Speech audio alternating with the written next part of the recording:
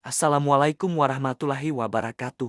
Di kota Madinah, kota ilmu dan sunnah, lahir seorang ulama besar yang kelak menjadi pilar hadis dan fikih bagi generasi awal Islam. Dialah Yahya bin Said al-Ansari, seorang tabi'in mulia yang nasabnya tersambung langsung dengan kaum Ansyar, para penolong setia Rasulullah Shallallahu Alaihi Wasallam. Dibesarkan di pusat peradaban Islam, Yahya tumbuh dalam lingkungan yang dipenuhi jejak para sahabat dan tradisi ilmu yang otentik. Sejak belia, semangatnya untuk mencari ilmu, terutama hadis, sudah menyala-nyala. Namun, Yahya bin Said bukanlah sekadar penghafal biasa. Ia adalah seorang kritikus ulung, seorang penyaring riwayat yang sangat teliti. Baginya, setiap hadis adalah amanah agung yang harus dijaga kemurniannya. Ia tidak akan menerima riwayat dari siapapun kecuali dari perawi yang kejujurannya terbukti tanpa celah. Ketelitian inilah yang membuatnya digelari sikah sabat oleh para ulama, sebuah tingkatan tertinggi yang berarti sangat terpercaya dan kokoh.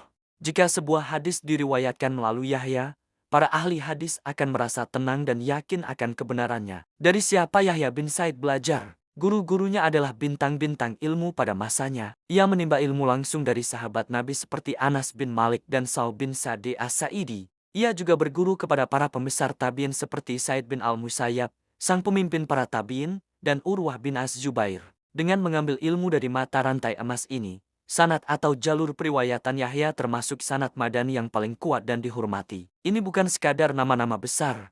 Ini adalah jaminan kualitas ilmu yang diwarisinya. Di bidang fikih atau hukum Islam, Yahya bin Said juga bukan tokoh sembarangan. Ia adalah salah satu rujukan utama mazhab fikih Madinah, sejajar dengan ulama besar seperti Rabi' Yahya Rai. Apa yang membuat pendekatannya istimewa? Ia sangat teguh berpegang pada sunnah yang diamalkan oleh penduduk Madinah.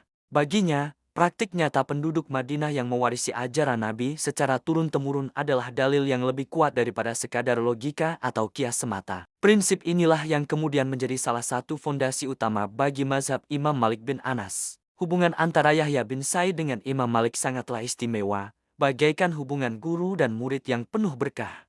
Malik muda, yang kelak menjadi imam besar pendiri mazhab Maliki, belajar langsung kepadanya. Imam Malik begitu menghormati gurunya ini hingga pernah berkata bahwa Yahya bin Sa'idi adalah imamnya manusia pada zamannya dalam bidang hadis dan hukum. Ini bukan pujian kosong. Bukti nyata dari pengakuan ini bisa kita lihat dalam kitab Al-Muwatta karya Imam Malik, di mana banyak sekali riwayat yang bersumber dari Yahya bin Said. Ini adalah testimoni abadi tentang betapa tingginya kedudukan ilmu Yahya. Selain keilmuannya yang mendalam, Yahya bin Said dikenal dengan kepribadiannya yang luar biasa. Ia adalah sosok yang tegas, lurus, dan berwibawa. Ia tidak suka berbasa-basi, tidak pernah mencari muka kepada siapapun, dan sama sekali tidak tertarik menjilat penguasa. Ketika ia diangkat menjadi kadi atau hakim di Madinah, ia menjalankan tugasnya dengan keadilan yang tanpa kompromi. Baginya, hukum Allah harus ditegakkan tanpa pandang bulu. Jika penguasa melakukan kesalahan, ia tidak ragu untuk memutuskan perkara sesuai syariat, meskipun itu berisiko. Baginya,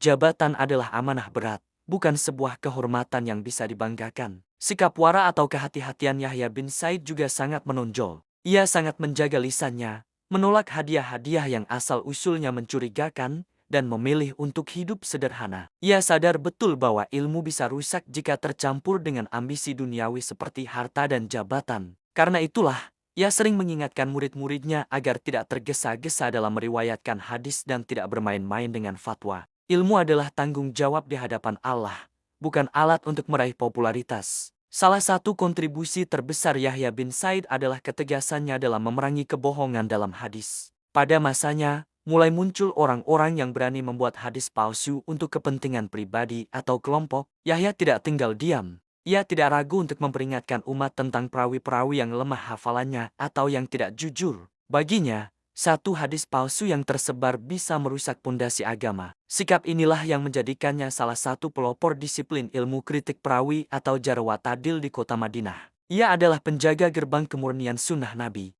Pada tahun 143 Hijriah, Yahya bin Said al-Ansari wafat. Ia meninggalkan dunia, namun warisannya tetap hidup abadi. Ia mewariskan keilmuan yang bersih dari kepentingan dunia, sanad hadis yang kuat laksana benteng, dan teladan integritas yang menginspirasi para ulama setelahnya. Namanya terus disebut dengan penuh hormat dalam kitab-kitab hadis paling utama, seperti Sahih Bukhari dan Sahih Muslim, sebagai seorang perawi yang kejujurannya tidak pernah diragukan. Jadi, Jika kita ingin merangkum siapa Yahya bin Said Al-Ansari dalam satu kalimat, dialah pilar hadis Madinah yang ilmiah, tegas, jujur, dan tidak bisa dibeli dengan apapun. Seorang ulama sejati yang mendedikasikan seluruh hidupnya untuk menjaga kemurnian ajaran Rasulullah. Semoga Allah merahmatinya dan menempatkannya di tempat terbaik di sisinya. Semoga kisah ini memberikan inspirasi bagi kita semua untuk selalu menjaga amanah ilmu dan meneladani integritas para ulama terdahulu. Terima kasih telah menyimak. Sampai jumpa di video selanjutnya. Wassalamualaikum warahmatullahi wabarakatuh.